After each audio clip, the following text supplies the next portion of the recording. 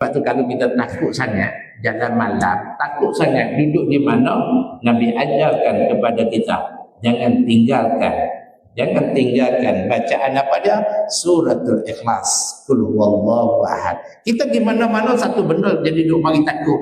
Nabi ajar pada para sahabat pada masa tu. Nabi kata, baca suratul Ikhlas dan kamu baca suratul Falaq dan kamu baca suratul Nas. Kamu baca 3 kul ini, Allah akan memberikan kepada kamu kekuatan pada masa itu.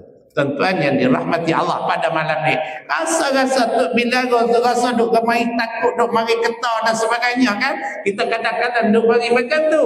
Jangan tinggalkan 3 kul, kata Nabi sallallahu alaihi wasallam. Nabi ajar satu sahabat yang berada di dalam medan peperangan.